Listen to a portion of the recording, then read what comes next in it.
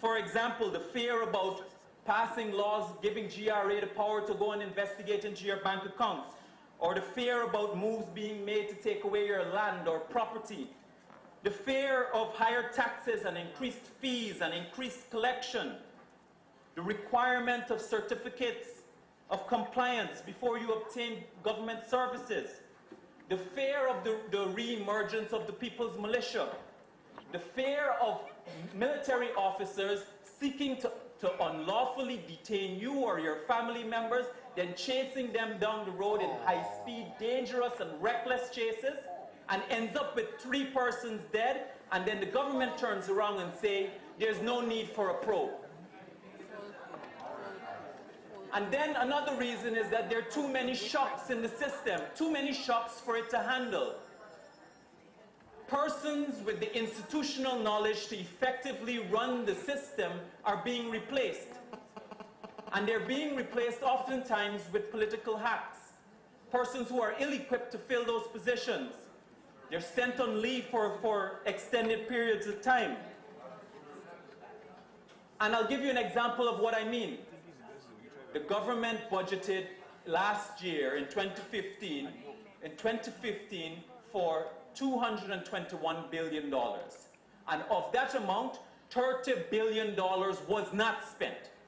$30 billion was not spent. Now, essentially this government is still acting like it's in opposition.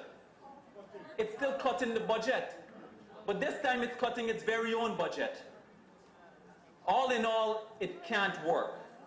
And you've just written the book on how to extract confidence from an economy and the consequences for the private sector and the people. And don't come and feed this nation the perpetual propaganda that, well, it's China's fault. Well, guess what? Number one, China is still growing at 7.5%. Number two, the IMF is predicting that 2016 will be the fastest year of growth that you've had in the last 5 years. Number four, you yourself have projected a 4.4% growth, which is higher than last year. And number four, the People's Progressive Party Civic, while in government, we navigated through the world's worst economic and financial crisis that we've seen since the Great Depression. And during that time, we've not only seen our fastest growth, but we also see the highest velocity of money in circulation, the highest degree of construction to properties and renovations and buying and selling, cars being registered at 100 a day, the registration series finishing in 8 months. Those are the kind of things that you've seen under our government in terrible global circumstances. And you better hope and pray every single day that oil prices don't spike and they remain high, because immediately you will throw your balance of payments out of whack. And once you throw your balance of payments out of whack, you end up with eating into your reserves, and once you start eating into your reserves, your currency starts depreciating very quickly too, very quickly.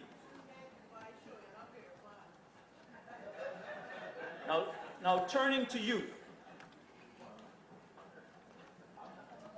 I simply cannot stand here and support a budget which says that it will increase and promote youth unemployment. And this is not me saying this. This is not the People's Progressive Party saying this. This is the very own budget speech that's saying this.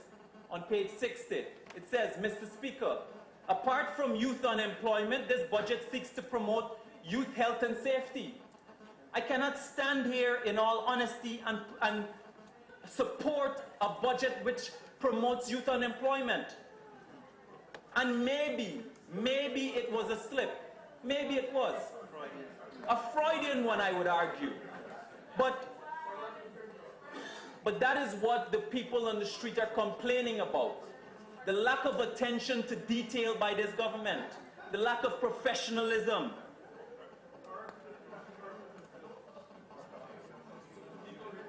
And Then you say that you've laid a national youth policy. You've had a national youth policy completed. But why hasn't it been shared in this parliament? Why haven't we been consulted about it? We are still the representatives of everybody in this nation, just like you are. It should have been placed here. It should have had consultation right here. And I, along with a lot of other people, want to know why it is that young people were never appointed to this cabinet. We always wanted to know, and now we finally got the answer. In the budget presentation on the same page, 60, it says that young people are not ready for leadership. Young people are not ready for leadership. And that is the same kind of insouciant attitude that is being displayed in regards to youth. And on the one hand, in the same speech you say, on the one hand, you've got a lot of ideas from young people. But then on the other hand, you're saying that we're not worthy enough to be appointed to our cabinet. Now stop using young people to get elected. Stop using young people for our ideas. And then when it comes time to make the appointments, you leave us out in the cold. And this nation is left with a real GOG, a government of geriatrics. Honourable Member, you have 2 minutes more. We on this side of the House, actually, the People's Progressive Party, we didn't just speak, we did. We had some of the youngest ministers in this nation. When Irfan was appointed, he was 8 years old. Priya was 30 years old. Anil, Robert. Honourable Member, the mode of address is Honourable Member or Comrade. Thank you. My comrades were in their early 30s when they were appointed. And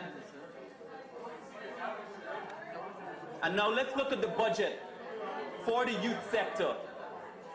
The contract employment for youth and culture has moved, the contract employment has moved from $26 million to $150 million. When you were in opposition, you claimed that contract workers is corruption and cronyism. Now you're in government, it's jumped over 150%. It's just becoming ridiculous.